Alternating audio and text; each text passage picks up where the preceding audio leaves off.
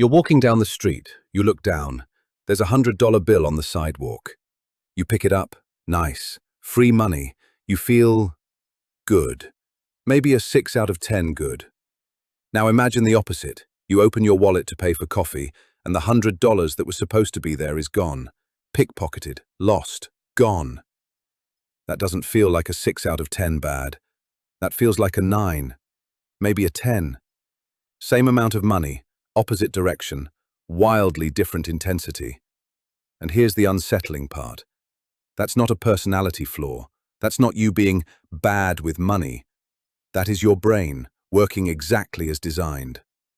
There's a reason for this, and it was proven in a lab, not just a theory. And once you see it, you'll notice it running your life in places you never expected. Not just your investments, your job, your relationships, even the apps on your phone are quietly built around it. So let's go find out exactly what's happening in your head, and more importantly, what to do about it. In the late 1970s, two psychologists, Daniel Kahneman and Amos Tversky, ran a simple experiment.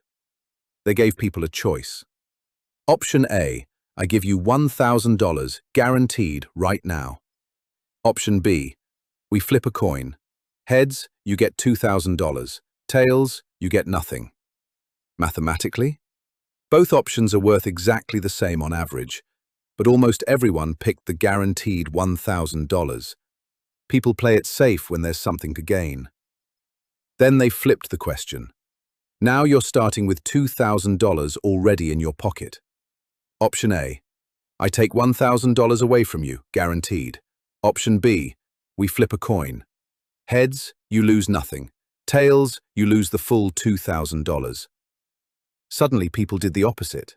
They gambled. They took the coin flip, because the guaranteed loss felt unbearable, even though, again, both options are worth the same. Kahneman and Tversky ran the numbers across hundreds of these experiments, and the pattern held up again and again.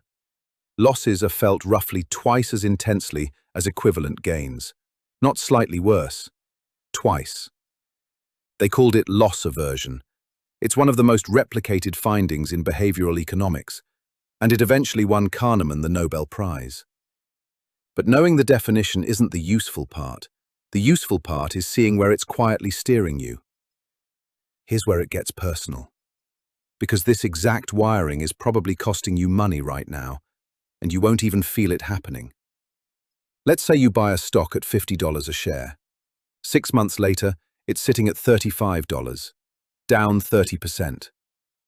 Every rational model of investing says the same thing here. Forget what you paid for it. Look at the stock today on its own merits. Would you buy it right now at $35 if you didn't already own it? If the answer is no, sell it. But that's not what most people do. Most people hold on, and hold on, and hold on some more, waiting for it to just get back to even. Why? Because selling at $35 means locking in the loss, making it real, permanent, official. And your brain treats a locked-in loss as more painful than an unrealized one, even though the money is gone either way. I know someone who held onto a single stock for almost 4 years after it dropped 40%, waiting to break even before selling. Meanwhile, ignoring 3 other opportunities that would have actually made the money back faster. Not because the stock was a smart hold, because selling felt like admitting defeat.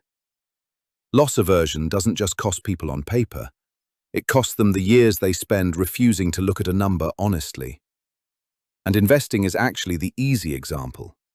The one that shows up in places you'd never label financial is stranger, and probably closer to home. Think about the job you don't love, or the apartment you've outgrown, or the relationship you've quietly known isn't working for a while now. Loss aversion isn't just about dollars, it applies to anything you'd feel the loss of: status, comfort, identity, routine, a version of your life you've already invested years into. Picture 2 job offers side by side. Job A, stable, familiar, mildly unsatisfying. You know exactly what every day looks like. Job B, better pay, more growth, but unknown, New people, new systems, real risk of it not working out. Loss aversion tells your brain, don't touch job B. Not because job A is actually better, because leaving job A means giving up something known, and the fear of losing the known outweighs the appeal of gaining something better, even when the odds clearly favor the move. This is the same mechanism, at a bigger scale, that keeps people in careers, cities, and relationships that quietly stopped fitting them years ago. Not because they haven't noticed, because leaving requires accepting a loss first, and the brain will do almost anything to avoid that feeling, even trade away years of a better life to dodge it. And here's the part that stings a little. The apps on your phone know this too. Notifications that say, your streak will end. Subscription cancellation flows built like obstacle courses. You'll lose your progress warnings. All engineered around the same 20-year-old finding from that Nobel-winning experiment.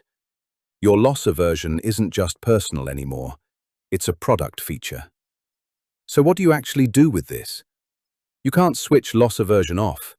It's not a bug. It's baseline human wiring, present in basically everyone who's ever been studied. But you can design around it instead of being run by it. 3 small shifts.